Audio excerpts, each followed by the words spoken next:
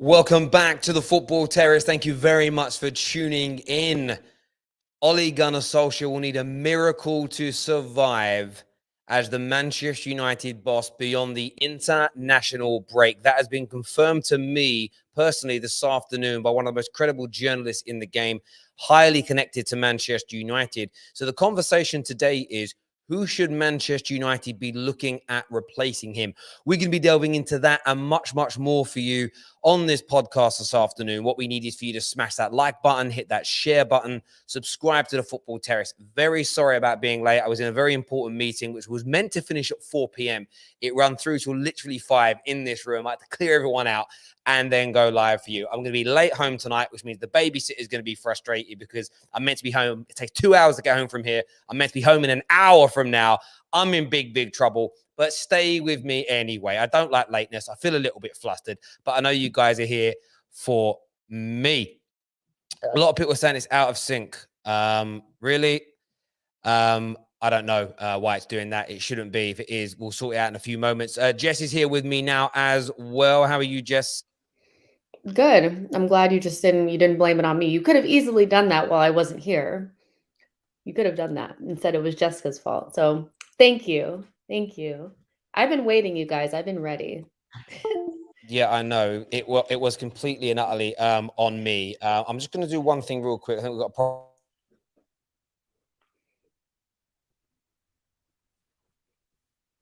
Yeah, I didn't think it was out of sync, to be honest. It looked fine to me.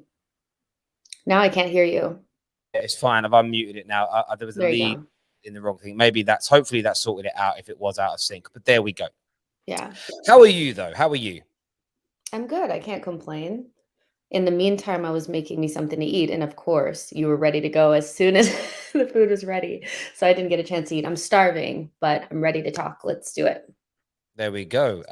So lots going on at Manchester United, as I say. And there's been a lot of talk in the last few days. Why are Man United sticking with Gunnar Solskjaer? What's the rationale behind it? And, I've been trying my best to listen to fans, speak to journalists, etc. And it feels like the general consensus is they are trying their absolute best to find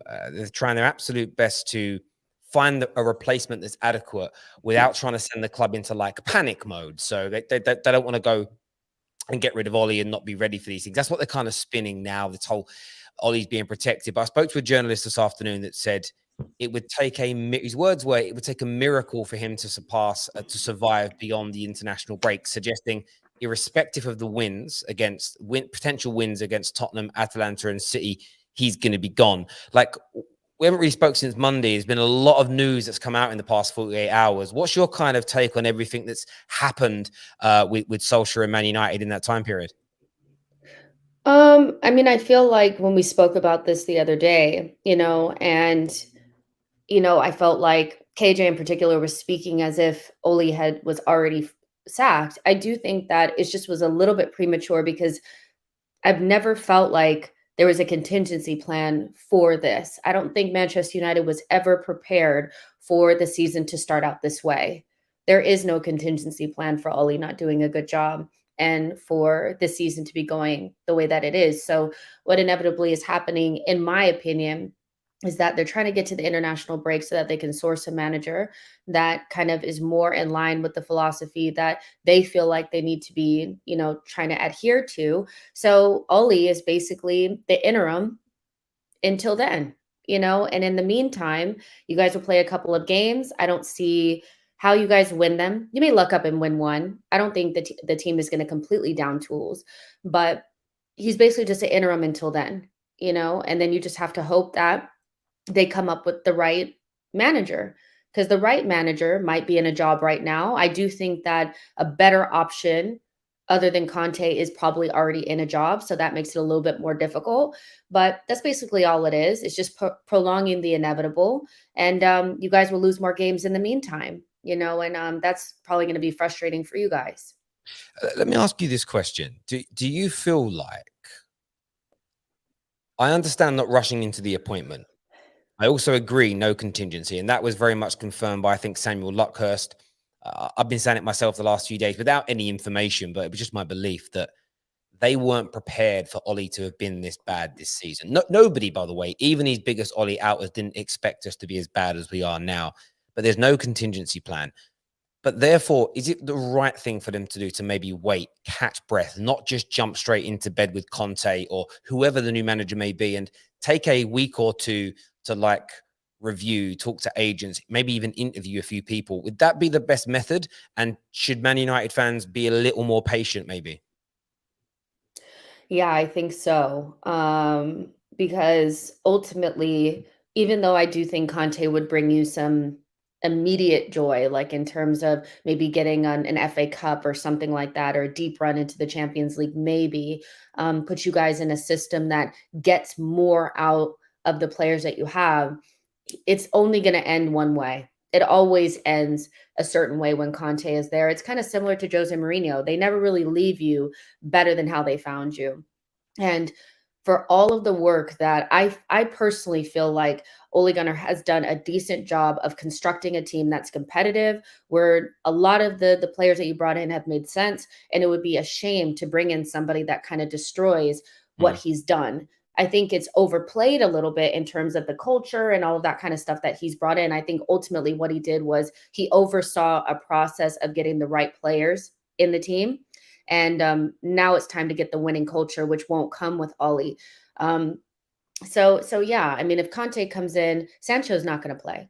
Like he's not going to play. One of Bruno or Rashford is not going to play. Like you need to get somebody in there that's going to get your best players out there at the same time. It's going to be difficult, but I think if it was me, I'd rather be more patient because this, even though the season is so salvageable, the last thing you want is for next season for things to go tits up again.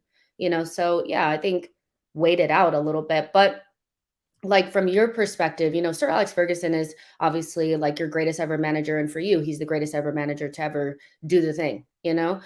Um, I was a little bit shocked that like all of those reports are kind of coming out about him supporting Ollie, backing Ollie, and wanting to kind of stall the process of sacking Ollie. And it kind of gave me those similar feelings of how he backed Moyes, but then he didn't back, Jose Mourinho, who's a superior manager to the both of them. And I'm on the big screen right now, so I'm not sure if I'm talking to myself or not, but it seems like there's kind of like a thing with Sir Alex Ferguson where he'll step up for certain managers and kind of leave others out to dry. Why do you think that is? Why do you think that Sir Alex Ferguson, somebody who's an Yeah. elite guy, is kind of backing these minnows, and not really backing the bigger managers that maybe he should have? I would say this about Fergie. I don't think he's had any power in keeping Ollie in his place. I spoke to a couple of journalists that have said, one's coming on tomorrow to say that this isn't the case. But also, I think I think what he may be suggesting. So I don't think they've kept him because Fergie said he has to stay, give him a chance. I think that's a poor interpretation. A day later, having read more, been informed by some people that are educated on this subject matter that have insight. I think someone like Fergie will protect managers that he believes are respecting the club. So the one thing I say about Jose Mourinho, the way he was behaving externally Mhm. was terrible, and people didn't like it at the football club. It's one of the reasons why a lot of the informed journalists like that they like some aspects of Conte, but they're scared about other areas. So I think that's what it comes down to with Sir Alex Ferguson is if you might be struggling, you might be failing, you might be doing things wrong, but there's still a way you can still behave with decorum. You can still have a good attitude. You can still be as professional. And Ollie's like, Fergie's not an idiot. He isn't. He can't be this. He can't be foolish enough to ignore all the problems that are going on and just blindly back Solskjaer. I think it's more of a case now, looking at it 24 hours later, that he's just trying to calm things down as best as possible. And I think you'll see that through the week. I think when it all comes out, it will kind of play that way more so than, the way it's kind of been twisted now is Fergie walks into the boardroom and has slammed his hands on the desk and says, "You're not getting rid of my favorite substitute." I don't necessarily think he's done it in that way. What I would say about Antonio Conte, and I want to get onto the managerial debate in a moment with you, does he really leave clubs in a worse place than he found them? Or is this a little bit of a myth? Because, like, he didn't leave Inter because of anything he did. It was because the club didn't follow through on their promises to him. You could argue, I mean, Chelsea fans say he left it in a bad place, but I get that. I don't think he left Juve for bad reasons. I don't know. I'm not too sure if that's the Well, case. okay, maybe not leave it worse than how we found it, but ultimately, I feel like with everything that you've said it yourself that you don't want to see a whole new group of players come in. Conte never stops. That is something that's very consistent in like what he does as a manager. He wants to continuously buy players, continuously buy players. You don't want some big upheaval. And for me, what that's going to leave is players on the outs that maybe the fans want to see stay, and I just think that I don't know if he's in line with what you guys actually want as a football club. You're not Chelsea. You're not the washing machine type that want to keep washing managers through that washing machine. So for me, it's not leaving it worse, but ultimately he will disrupt the structure that you guys are trying to build, and you will have kind of like this cycle going. And Maybe do it's you not. guys do you have the structure to have that, Well, a Conte type guy? well, they've told us they've told us that this is why I'm intrigued by Antonio Conte more than the other managers. Is they have told us they have Mhm. 3 years they've been selling this what we've been building under Ollie. So all the things that even you've kind of sat there and said Ollie's helped to do, I believe to the point of they've told us it. So we've had journalists tell us, we've had the club tell us, etc. I want to Mhm. test that theory, and it means that any manager that comes in should be a plug and play solution, barring a handful of players they want, and that's no different to the current managers at our clubs. They all want 1 or 2 new players, 3 new players. So that should there's always be an attrition of footballers. But I'm just intrigued with Antonio Conte because it doesn't. I agree with you. It feels like the complete opposite direction from what they've told us they were building. So I'm intrigued by it more than anything. It even means it's going to really work, or they lied to us for 3 years. And if they've lied to us for 3 years, I want that exposed. I want that exposed to the world that the Glazers and the board and the journalists that do their bidding, the journalists that, even if a journalist is going, well, it's only what I've been told by Woodward's right hand man, we disregard it, we disregard it, we disregard it. Because we know we're being lied to. You imagine building something for 3 years under Ollie and then going in a completely different direction when you sack him. It's a Well, madness, and I I'm I so feel intrigued. like I feel like they won't go in that direction. They can't. Like, they actually can't go in that direction. I understand that he's the most available manager that's closest to elite that you would wanna get. He just is, and Zidane is out there as well, but I just you know how I feel about that. So it's kinda like, you know, I get what you're saying. I don't think they'll test that theory at all, like, because they actually can't. They have to bring in somebody different, and if they do appoint Conte, then, yeah, you can just kinda throw away everything that they've said because that's just doesn't make sense whatsoever. Now, that doesn't mean that there wouldn't be some success there, but ultimately, I don't think it's a long-term plan, and that's what they said that they wanted. Conte is not a long-term manager. He's just Yeah, not, you yeah, know? but I think what I would say about this though, Jess, is, and I'm never defending the Glazers. There is no such thing as a long-term manager, but you can have a long-term club plan. That's what I'm intrigued about here. And we'll know whether the long-term club, the coach isn't that important to me. It's a style of play you can argue, yes. But if there's a club plan, no new manager should need an overhaul of a squad that you've been building for 3 years under this new plan. It shouldn't matter. So for me, with Conte, we will see very quickly whether they've been lying to us or not. And I'm more honestly, my motivation is exposing the Glazers. If I'm not going to lie, that's my agenda here. Now, I want to be wrong, and I'm not the kind of person that if Conte comes in and starts doing brilliantly, I'll be like, there was a club ethos because he's picked up the mantle from. And I don't care, by the way, what players start. I don't care if Rashford doesn't start a game under Conte if we're winning. Mhm, I don't care less. mhm. I care about Man United being successful on the football pitch, above and beyond any player, any fan opinion. You know, if it turns out the Glazers have turned a corner and over the next 5 years we're brilliant and have done a great job, I'll say they turned it round. I have no agenda that can't change or opinion that can't change on these things. I'm just very intrigued to see what's going on because Conte is the front runner right now. Mm. Most of the voters in our poll are saying it's going to be Antonio Conte that comes in as well. Do you think it's going to be him? Uh, See, this is where I disagree just a little. I think the manager does matter. Even if you have a structure that doesn't really rely upon a manager, it still relies upon you bringing in the right person. And any manager, like, you can't just plop anybody in. And I think with Conte, I just feel like the reason why he first of all, he is available. He is interested in the job. So technically, after the Liverpool game, you could have sacked Ollie and brought him in right away. I honestly feel like this slowing of the process is based on the fact that there is some reluctancy to go with a manager that just doesn't fit the club that well. He fits And in terms of yeah, what's there, yeah. but not in terms of what they've been saying this entire time. And if you're and if what you're and I don't and again I don't overtly disagree with you. What I'm saying is if they then go for him because there's nobody else available, there is no club plan. Because Right, exactly. We and agree that's with my that. whole point. So if Antonio Conte comes in, none of us know. None of us know whether it's going to work or not. We've all got an opinion, and let's wait to see how it kind of pans out. I'm intrigued by him. If we were saying Zidane, Ten Hag, even Rodgers or Graham Potter, for me, with the kind of players we've got in our squad, would all make more sense stylistically than Antonio Conte. But there's something about Conte that just intrigues me more than any of the others. I don't know what it is. It excites me more than any of the others, and I can't quite put my finger on it.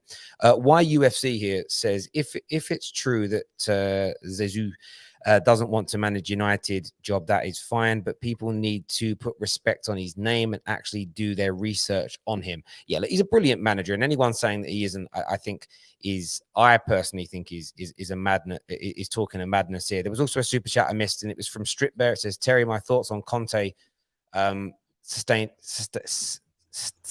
can't even read that word. Stability 2 years, Mhm. and after Ten Hag has got more experience in. Do you know what I'd say, Strip Bear? It's about, again, I don't think you can go from an Antonio Conte into a Ten Hag because stylistically it's so different. That's why I'm really intrigued by this. Zidane outclassed Conte twice. We've also had that super chat. And also Terry, by the way, Zidane, sorry, outclassed Conte twice in the Champions League. He beat him with Hesse, favorite player, Martin Odegaard. Jesse's favorite player, Martin Odegaard, in midfield. Sorry, I was really struggling to read those super chats. Very small writing I've got there. Conte doesn't have a good record really in, like, the Champions League, to my knowledge. Like, he's that's not really his bag. Like, it's more he's really for me, he's good in league situations, and you guys need that. I think the Champions League is something that, yeah, of course you wanna win that, but you also wanna win the title, and I think that's a little bit more. This may sound controversial, but I think winning the Premier League is more difficult than winning the Champions League, So I think you need a manager that's built for that. Conte is that, but again, 3-4-3, the players that you guys got, you know, the type of players that he'll wanna bring in, it's gonna turn you guys upside down, you know? Uh, and I hear that opinion. I've actually said what I'm going to do in this process is listen to what everybody's got to say about managers. I've gone through this on social media now. This will be the 5th time that my club has transitioned into a new manager, Mm. 2013. So in 8 years, 5 managers, and each time I've heard 100 reasons why they're going to be amazing and 100 reasons why they're going to be crap. And Oh, I think he'll be somewhere in between. That's the thing, is I don't think it's gonna be crash no, and burn, I you hear know? you. I hear you. I hear you. But my more the point is, like, there's loads of reasons that Conte could be a success, and there's loads of reasons he could fail, and you could probably label that at every single other manager that's coming in. Yeah. Zidane, is he the guy? Personally, I'd love Zinedine Zidane, but it just looks like he's been distanced from the position by too many credible journalists coming out of France and the continent for me to believe that Zidane is going to come in. The next question I've got is looking at some Premier League managers or ex-Premier League managers, because Brendan Rodgers, his name has been mentioned. Do you think Brendan Rodgers would be a disaster for Man United? No. No. I think, does he have that same, you know, thing that Zidane has? No. Has he worked with the level of players that you guys have? I think to a certain extent, yes, and to a certain extent, no. Does he have the he has the experience in the Premier League in 2 different ways. He's built a team from pretty much scratch or built, kind of from the bottom and brought a team up. And he's also did okay at Liverpool. So would it be a disaster? No. Would it be underwhelming? Probably. I think when I was looking at Brendan Rodgers, I thought he'd be perfect for the Newcastle job. I think that's different than the Man United job.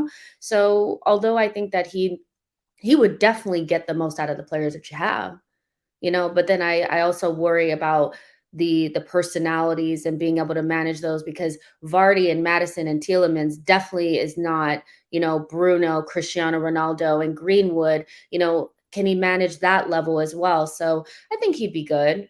Would it be underwhelming? Yes. Mm. But do you think Brendan Rodgers is somebody? He's been at Liverpool, so I'm sure there's that element of I don't want somebody's leftovers type thing, especially not Liverpool's, you know what I mean? So what do you think about Brendan Rodgers, I'm a little too tribalistic. I don't want him anywhere near my club. Liverpool, I don't want him here. I just don't want it. And that isn't to attack his managerial style at all. I still have question marks over his bottle. I know he won the FA Cup, and kind of said after that, do you know what? Actually, let's not call him a bottle job anymore. He won the FA Cup. Fair play to him. Man United is a different level to even Liverpool in terms of the media pressure. I went on to like 3 different fan channels yesterday that don't cover Man United, and they're talking about Man United. You'd never see that. You would never see Mark Goldbridge streaming about a dedicated stream to a managerial situation at Arsenal. but it's because it's dominated the headlines so massively. I don't think Brendan Rodgers could handle that type of scrutiny. Just my personal opinion. I think technically he's a really good coach. I think he's a really good manager. I just think Man United would be. I think it would just be a step too far for him, if I'm being honest. He hasn't, for me. I mean, maybe he has proven himself at Leicester, because Leicester have come sort of, is it 5th 2 years running? And for Leicester, that's absolutely amazing. They've won an FA Cup, and I think all those things are great. But yeah, it's a real difficult one. By the way, viewers, I'm just going to put the change the chat to subscriber only, and put a slow mode on, just to stop these spammers in there today, to give the mods a little bit more time to listen to the show rather than working the whole way through. So that's been done, that's been changed, and put over. I'm pretty much sure that's the people that also are the ones that keep hitting the dislike button. So make sure you do us a favor. It's nearly 50 dislikes per show every single time now, ladies and gentlemen, by these spammers and these trolls. Do us a big favor and all hit the like button for us. Support YouTube channels against these trolls, please. It's really important that you do that. I still don't understand why, like, we're not on 1,600, 1,600 likes. If that's how many people are watching, just hit that button for us, please. Get that done now. But yeah, not Brendan Rodgers for me, and I don't even mean that in a disrespectful way, really. What about Pochettino? Like, his name is starting to come back up. I think he would have been a decent appointment, probably a year ago, before we kind of saw him like with PSG. Now I'm kind of like, but what about him? If he were to get sacked, he may, you never know. Would you take him? I know he's Spurs leftovers, but what do you think about Poch? Again, I quite like Poch. Poch is a manager that there was a time where I wanted him to come to Man United. I was happy for him to come to Man United. I was excited about the prospects of him coming to Man United.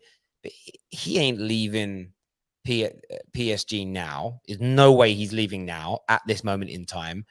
And I think, is he going to commit now to coming to Man United at the end of the year? Probably not, because that will even if he says that isn't going to work, it's going to throw his whole season at PSG off. So that isn't going to work for him to lose. So therefore, we're not going to get him now. PSG are not going to let him go. He isn't going to commit to Man United at the end of the year and rip up his contract, because that's him hemorrhaging money. He isn't going to do that. The only way he leaves PSG is if he fails at PSG and they sack him. Why do I want to bring in a manager that's failing, who hasn't won enough else, who's already got question marks over his head? Tuchel failed at PSG as well. That's a difficult job. I look at them a little bit differently, really. It's a good point. It is a good point. I don't necessarily think Tuchel fouled like people made out. He got to a Champions League. Depends on how he fouls at PSG. Like if he gets to a final and loses, wins the league easily, it's cool. But you got to remember, already last year he didn't win their league title, and like that's an atrocity. He'll probably win the league this year. I think they're already very kind of very far ahead in relation to that. But yeah, from my point of view, I don't know. Something about the Poch deal isn't that I wouldn't want him, but I just don't see, like, I wouldn't if he has a bad season at PSG and they get rid of him. He goes out in the first knockout rounds of the Champions League and gets sacked. That kind of puts me off a little bit. But that's the only way he's going to be available. So it almost becomes, again, a little bit. I wouldn't use the word nonsensical, but I just don't see how it happens. Yeah, that's the worst part about looking at managers mid-season, you know, because there's the options are not as good as they would have been over the summer because you probably could have gotten somebody more attractive at that point. But now all eyes look like they're going towards Conte. But again, like you said, so many people have kind of already kiboshed that, and it would go against everything that the people at your club have been saying. So again, it's up in the air for me. I can't see it being Conte because of the obvious reasons, but I also don't know who else it could be.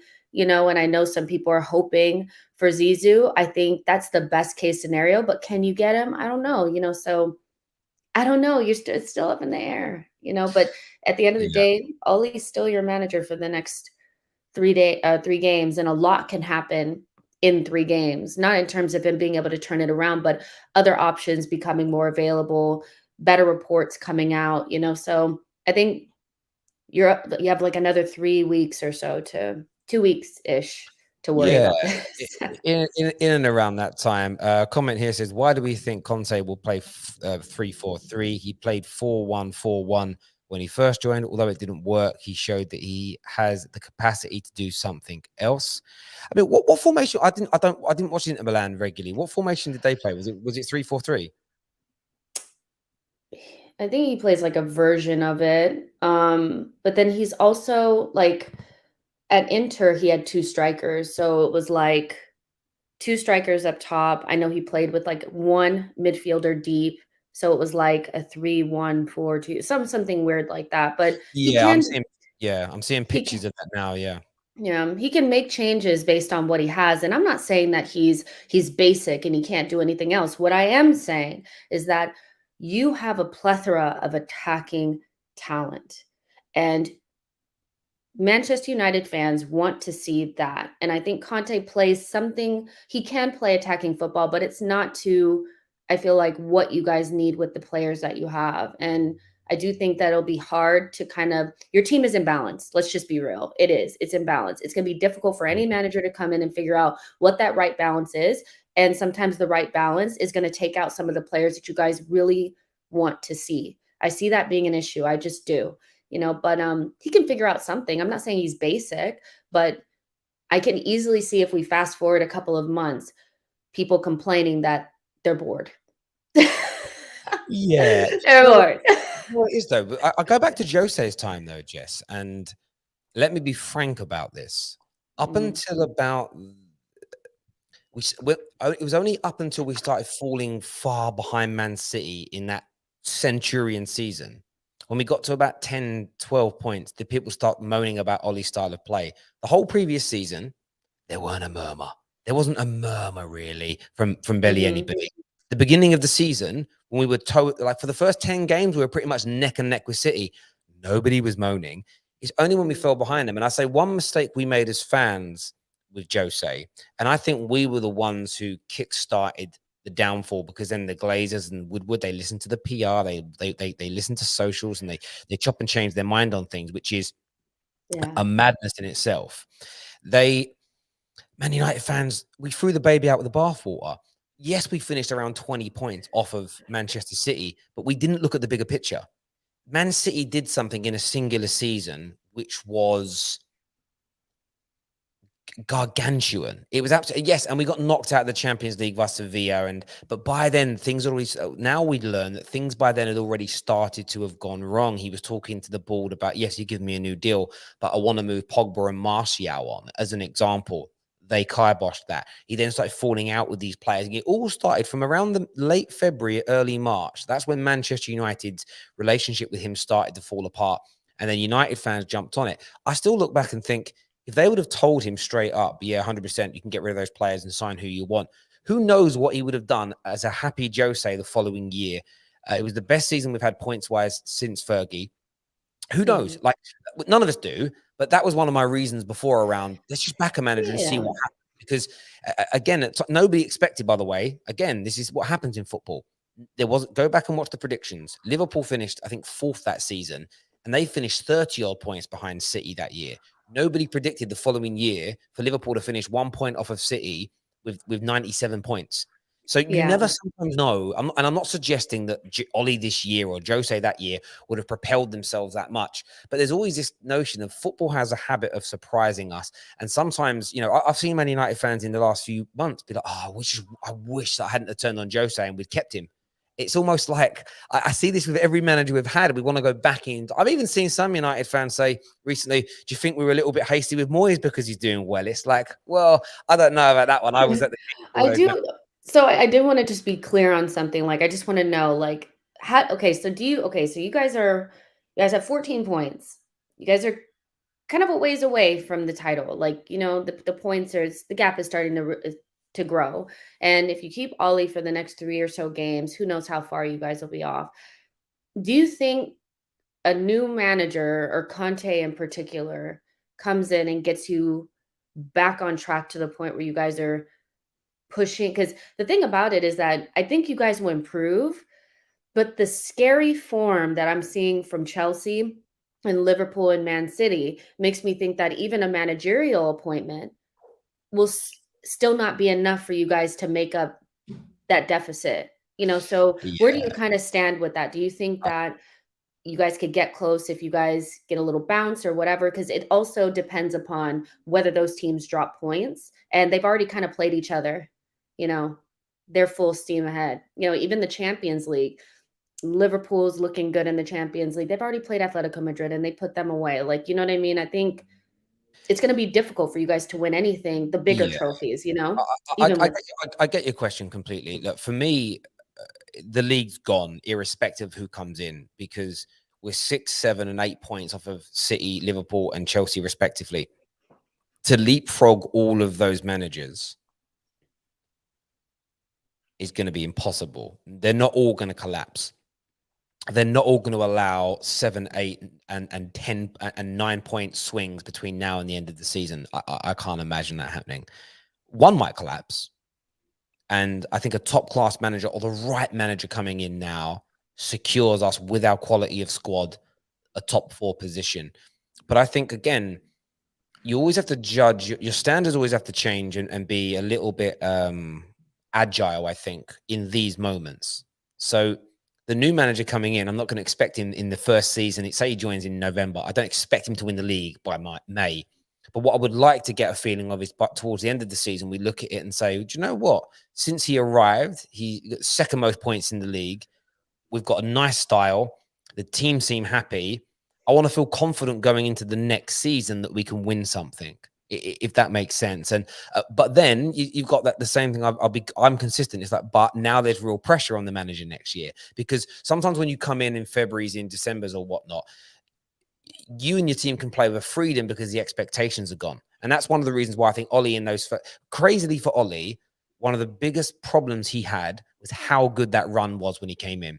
That run got Man United back into the top 4 race. And after beating PSG the way we did, it gave people hope that we might pull off a madness in the Champions League. Everybody thought, wow, because the way we played in those first 15 games, it was Mhm. conceivable based on that we could do something special that year. Finishing the top 4, and who knows, knockout football is knockout football is knockout. We've seen some average teams, not average teams, we've seen unexpected teams win Champions Leagues before. When the expectations came on for Ollie, the team fell apart. So even if I mean, do you get where I'm coming from? So I don't expect that Yeah. anyone to win the league for us this year. I don't expect that when they come in. What I expect to see is something creative. So by the end of the year, we go, we know.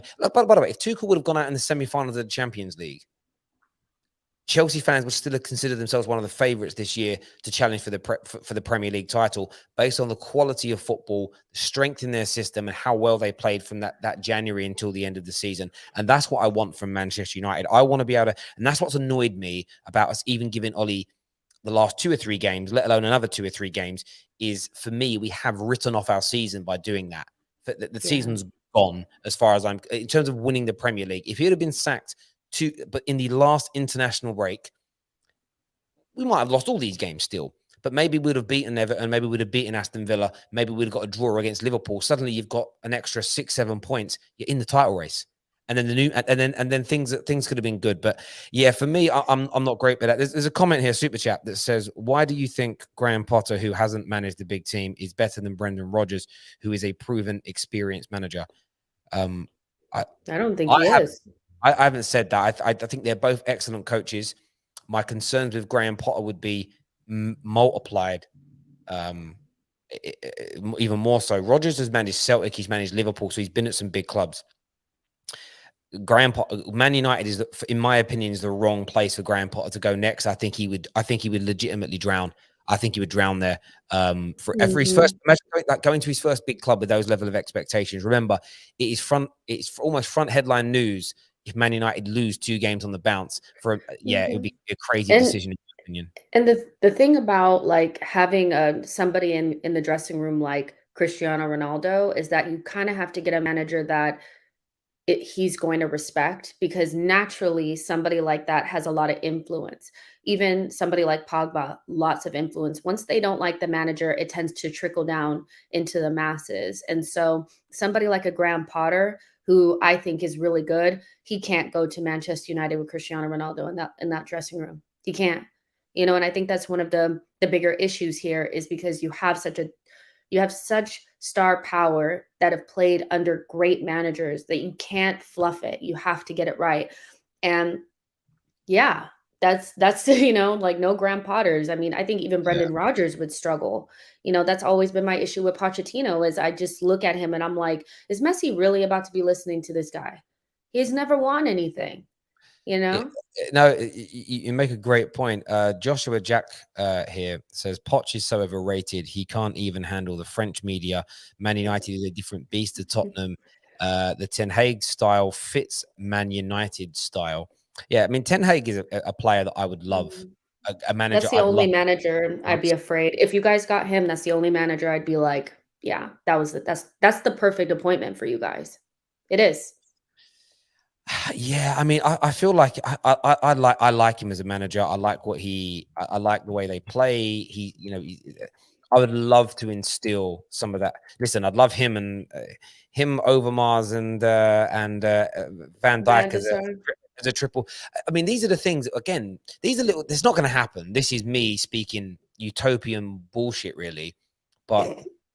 No, I mean it. Like, if in the international break we're all fuming that Ollie got those games and they sack him, but then we announce all 3 of those guys coming in to help run the club, it would resolve a lot of issues. A lot of Man United fans would relax for a bit and go, okay, I can get behind this.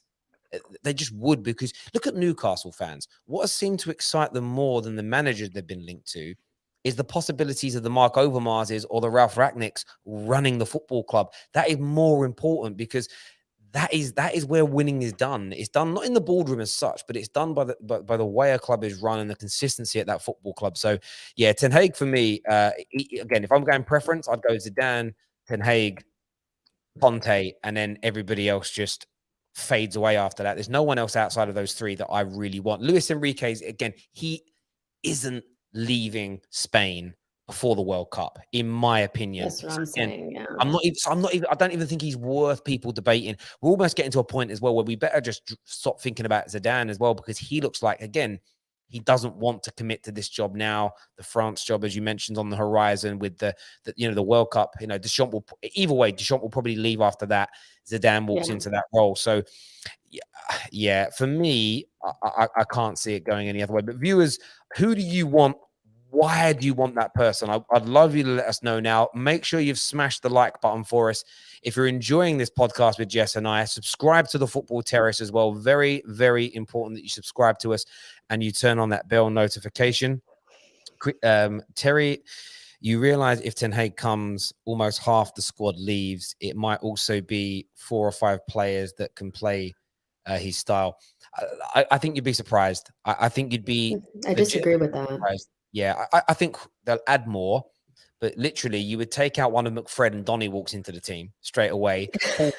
I know a lot of people like Paul Pogba, Bruno Fernandes, Mason Greenwood, Sancho, Rashford. In my view, they are technically good enough football players to play Ajax's style. Would they be as would it be as fluent in a month as the Ajax players? No, because they're taught to play like that from when they're 5 years old.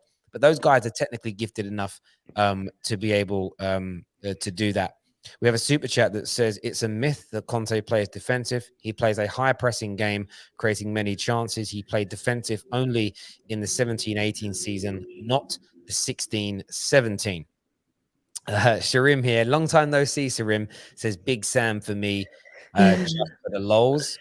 Oh man, Enrique is too stubborn and plays one way. I mean, that's what a lot of fans want, though, isn't it, Jess? A lot of fans want a prescribed way of playing, and you don't get, no. you know. I think the thing is like there's there's only certain managers that can play one way because they have a superior team. So they always, impose themselves on the opposition. I think Man United can be somewhat like that, but even Klopp and Pep and Tuchel have like iterations or like little changes to the system that they play based on the opposition, just a little bit, little tweaks. So I don't think you're going to see a lot of managers in the next couple of years sticking to one way of play. That's kind of going to be the dinosaur way of doing things. New managers like Nagelsmann have made it very obvious that you have to have multiple ways of playing. And even with Bayern, even though they still have like a philosophy of high press and la, la, la, la, la, there's still iterations to the way that they play. And I think that's out of date. I Well, really think it's out of date.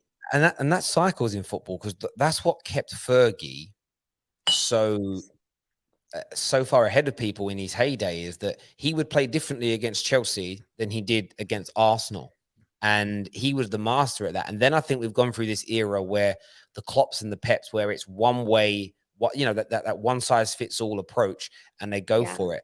Football revolution will change again. I remember a couple of years ago when people said, pragmatic football will never win trophies again. Football's changed. And then, a year and a half later, you had, Conte's and Simeone's all winning league titles. Football for me is a continual revolution, and things go in and out of fashion. One day, 4-4-2 will become popular again. To a degree, you even see some of the smaller teams in the Premier League now using variations of that, or at the very least when they play two strikers together, because centre backs have gone for a long period of time. We've been very poorly drilled against playing against two strikers. So suddenly you throw two strikers on and defenders don't know what to do anymore because they're not playing and training like it. And that's what managers do. It's like, okay, well, this system hasn't been used for a long time, so let's use it. Bring it back. Exactly. People are not used to going up against it. So it makes perfect sense to do. Exactly. O'Malley here says Ten Hag improves young players, which is good for Man United. And in the long term, Pellistri, Ahmad, Rashford, Greenwood, Donny, and Sancho would thrive. A few people also saying like the likes of Bruno wouldn't. Again, I think, do you know, one of the reasons I'm also excited about a new manager, especially if it's a new manager that everybody gets excited about, is to see who that new guy likes. So Mason Mount is a prime example. Jorginho is a prime example. Disliked by a lot of Chelsea fans up until Tuchel arrived. And then Tuchel loved them. And because they love Tuchel, they're like, oh, actually, I can see. Like, I'll give you an example. People like hate when double pivots are used. It's too negative. Tuchel does it. Oh, I love the twin sixes. And I'm looking forward to seeing how that's spun for your new, like if the new United manager plays Bruno as regularly as Ollie does, but is successful in terms of the overall team. I'm so intrigued to see what people say. The one that I really am intrigued about is if the new manager likes Scott McTominay. Honestly, it'll make me piss. I'm just a little bit petty like that. When I'm like, or they keep playing McFred. Yeah, something like that. That for me is hilarious. It really is. Joshua, I don't think McFred is as bad as some of you guys make it seem. I think it's easy because they're not the flashy ones in the group. But there's a reason why you guys play with both of them, and if a new manager came in, I'm pretty sure one of them at the very least plays still. Yeah. Sorry. I hear you on that. Again, I love stuff like that. Liverpool Yeah, for literally sure. play completely different football from April till now than from 18 to Mm, 2020. Now, I that's understand what you mean by that, but one thing that's been labeled is you change your style. So I'm talking about Liverpool for me. Don't go into a game against Newcastle and then play differently away at Man United and then play differently when they're at home to Arsenal. They tend to have a style of play they stick to, the same as Pep Guardiola. That's my take. People act like Rashford, Greenwood, Bruno, Martial can't play Ten Hag's one or two touch football. He mixes youth and experience together perfectly. Mhm. I hear you on that. We have another super chat here that's from Nabil that says, wasting time no matter what manager comes in. Our owners are crap. Ollie should have been sacked on Monday. They are running a business without a backup plan. That's business 101. Failure at the highest level. I think a lot of people would agree with your take on that, my friend. I think they really, really would. Yeah, for sure. Oh, and there are people in the comments saying, like, "Is she smoking, McFred or dead?" And I'm like, I guarantee one of them will play when the new manager comes in, and it's just a simple fact that if more than one manager picks a certain player, like even with Granite, and I know Arsenal fans don't want to hear this, every single Arsenal manager has chosen him. There's a reason for that. And it's not like Fred doesn't start for the Brazilian national team now. I didn't think he should be, but when multiple managers choose players, it's just about application. Fred and McTominay are not horrendous players. They're definitely better than a lot of the midfielders that are in the Premier League. It's just Ollie doesn't know how to apply the system, Mm. and it's just not working in that way. But you guys will see. We'll revisit this when the new manager comes in and you guys are you guys are spitting up I'm already, blood I'm because already McFred is I starting. hear you. I'm already making a list of all the cliches from fat. So, like, I saw someone's tweet. I don't know who it was now. I can't remember. And it said something like, "The only thing that's killed this club is like favoritism." I'm like, okay. I'm kind of writing down all the things that people say are the reason that Ollie failed.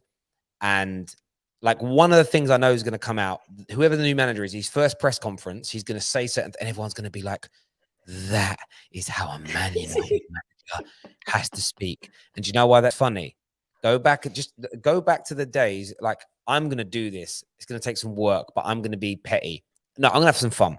I'm gonna go. You know, the advanced search on Twitter. Go back to the days of Ollie and Jose's and LVG's first press conference and look at the tweets. They all said the same thing. I remember Ollie's first press conference when he spoke about. Everyone was like, "Oh my god, he speaks so well. I love it. It's brilliant." Fast forward 2 years, everyone hates these press conferences. So that's That's what I'm just how really it intrigued works. about. Yeah, yeah, of course, and that's optimism for you, and it's cool. But at the same time, I've just learned to not get carried away because I've been burnt now 4 times in relation to this.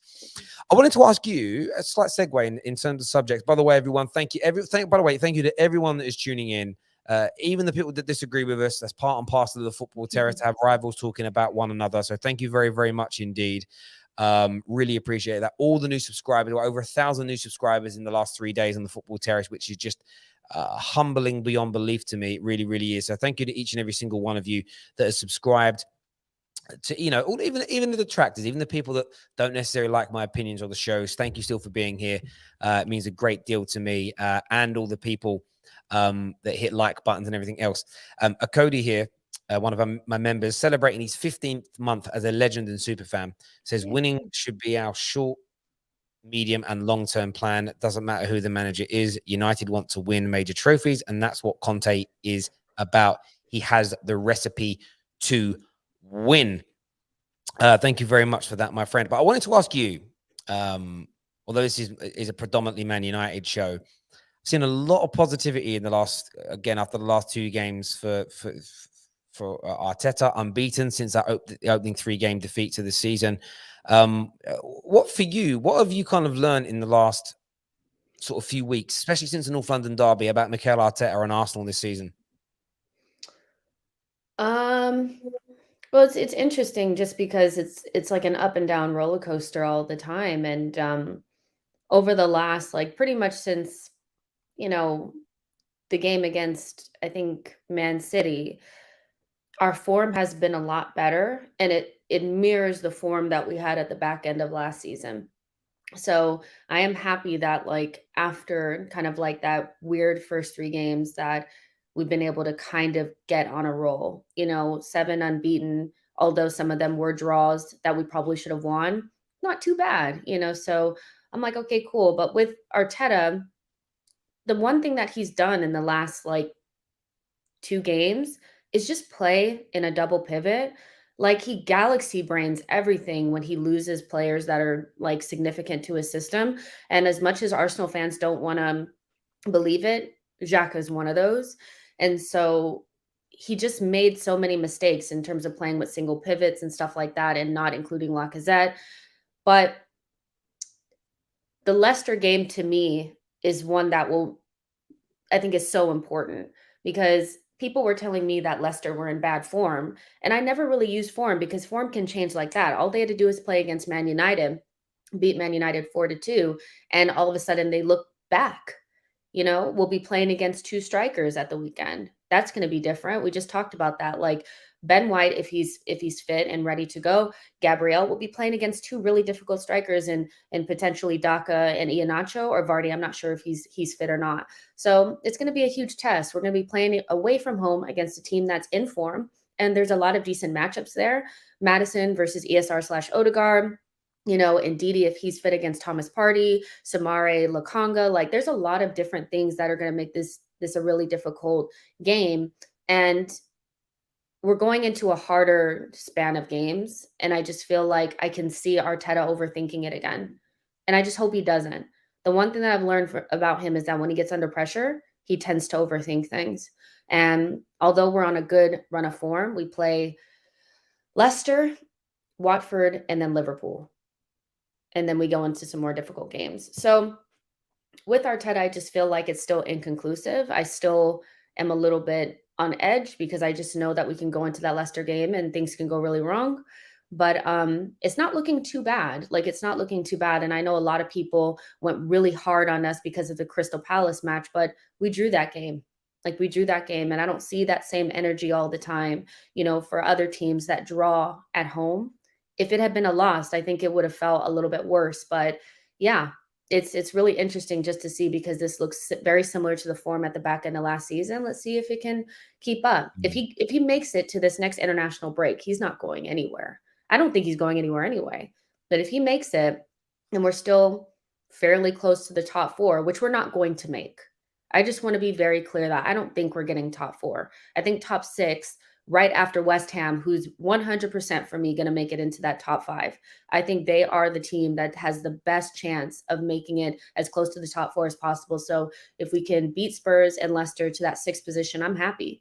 But I still think it's going to be difficult, and that starts with the Leicester match because, quite frankly, I think they're a really good matchup for us. Both teams in decent form, very comparable in terms of quality. I personally think we are similar to them in quality. Other people will say they're not. But last time I checked, Aubameyang, I think, has just as many goals as Vardy. Lacazette's playing well. We have Thomas Partey. They have Ndidi. We're very comparable. So we'll see. But what do you think? I mean, you've been very wanting Arsenal fans to kind of calm down after the North London derby. There was a lot of you drew Crystal Palace, but drawing a team is not always the worst thing, especially when you turn around and we smashed Aston Villa. That's the first game that I feel like this season that unequivocally you can't really look at it and make it oh, well, this could have happened. So what do you think? What do you think about Arteta right now? And what he's done in these last couple of games? I think again, I still think I was listening to the build up to the game yesterday, and Alan Smith was talking, and ex-Arsenal legend Alan Smith, or Arsenal legend Alan Smith, ex-Arsenal player. Mm-hmm. And he was sort of talking about there was just the way he was talking, and it was very much the clear progression and the way we've moved forward of the club is there. It's evident. There's a buzz around the club. We all can see that we're moving in the right direction now, etc. And I was kind of listening to it thinking, I wouldn't say all Arsenal fans. I know all Arsenal fans don't think that. I also sort of look at it and think, you're right. The Villa performance was brilliant. It was absolutely brilliant. I thought last night, sorry, last night kind of reminded me a little bit of what we spoke about a few weeks ago. It was typical Arsenal. You were really good in the opening 20 minutes of both halves, and then after, And then after that, it was kind of an even game. But this time in the opening half of the second, you got your goals as an example. I think there's definitely been improvements this year, especially after the really poor start that you've had. I think it just comes down to consistency now. And a lot of people are predicting that consistency is going to ensue. But everybody said that after the 3 wins before. And then you went into the games against Brighton and Palace and you didn't lose, but you really struggled in those games. I would still say not tread carefully. Tread carefully makes it sound like, I mean, don't be happy. Whenever you win like you did against Villa, celebrate it, be happy. But it's almost don't go over the top in terms of, I think we're going to make top 4. We're going to be on our way back. The manager can become the greatest of all time, one of the greatest at our club in our club's history. I think that's all just a little bit premature. And actually, it doesn't matter to me, but it's more, I'm just saying it from someone who's been on socials a long time, has seen what happens to people when they make these big, bold predictions. You end up always really frustrated and angry at your club because you end up with more banter or more egg on your face, as an example. I think there's definitely been improvements. At the same time, you're still sitting like 10th in the league. And I know it's very congested. It's very, very congested. So 1 win, you could be in the top 4, a loss, and you can be right down low. I would say maybe wait for the dust to settle over the next 4 or 5 games and see where you then sit as to whether or not you can say there's massive improvement, if that makes sense. And I think because that's the only improvement. Where are you in the league come the end of the season? If you start tracking towards 5th and 6th places, but comfortably 5th and 6th, then I think, and maybe better than that, that's when you know you've really made an improvement. I think for some people, they're so desperate to see that improvement. They see a sign or two and they jump on that like a bitch in heat, and they don't want to let go of it. You know, they just don't want to let go of it. And it's like, but you don't need to, like, see, there's my confirmation bias. There's my proof. I told you it was happening. And then they have 3 really average games. And then they get really angry at people saying, yeah, but you got excited after 1, 2 games. Now, after 2 bad games, you're not like saying maybe you were. Do you get where I'm coming from? It creates a lot of infighting amongst fans and stuff. And for me, Arsenal have improved this year. But I still think there's a long way to go until you can look back at Arteta as your manager and say he has taken this talented group of players to another level. Because if you end up finishing 8th or 7th this year, I still think there's scope to say you need a better coach, if that makes sense. If you do, again, if he finishes 7th and you win a League Cup and you do well in the FA Cup and you feel like the football's much, much better, but you're only 4 or 5 points off of 4th, then maybe there's an argument to keep him. But if you don't win a trophy and you finish 7th or 8th again and you're 10, 12 points off 4th,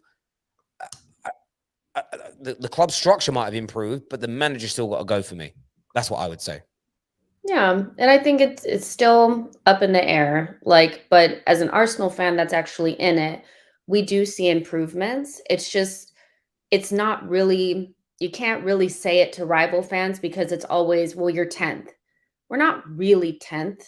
Like we're tied with everybody else that's in that same position. So for me, I'm looking at it like there are signs of improvement. There definitely are. Needs to be sustainable, but this does remind me of the back end of last season. We didn't go through a 6, 7, 8 game, losing or not winning streak. It's actually the opposite of that. And I still don't really understand the energy about drawing Crystal Palace at home. Didn't really understand that. But I understand that it's Arsenal and people were kind of hoping that we were going to lose that game and we didn't. So we'll see what happens against Leicester. But for me, Arteta needs to get into the top 6 to stay. It is what it is. He has to. But right now he's doing a good job at least of correcting the mistakes that he made against Brighton. And I think it was like Burnley as well. Like he made some huge mistakes in those games. So we'll definitely see what happens, but yeah. And I know people are like 10th is 10th, 10th is 10th. Well, it is what it is. We all know that it's not really 10th when you're drawn with everybody else in that same position. But no, and I do get that. And there's got to be time for it to just it's the next international break, I think. Next international break.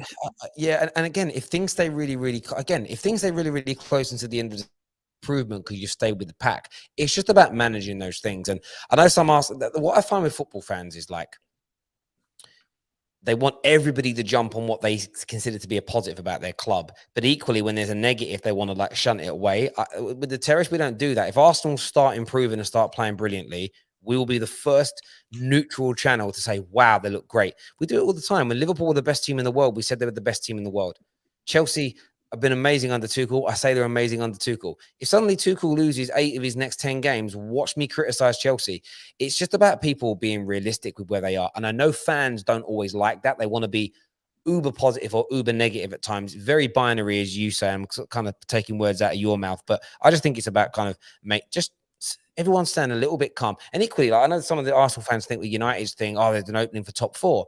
Depends on who we employ, because I do think if we get the right manager, no one's touching us for top 4, even from this point, because our squad's too good. But football has a weird and wonderful way of throwing up curveballs. Who knows? But there we go.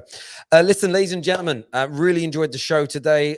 As ever, Jess, thank you very much for joining me on the terrace. It means a great deal to me. Thank you for having me on. No, someone here says Terry never praises City. Mate, when you guys, I've literally, bro, I've done shows where I spoke about how if you keep winning at this rate for the next couple of years and you add that Champions League to it, you could go down as the greatest ever Premier League team. So that's praise in itself, my friend. You just don't obviously watch enough of my streams, my guy, but thank you. Everyone who's tuned in, thank you. Before you leave, smash that like button, subscribe to the Football Terrace. Take care. Goodbye. God bless. And we'll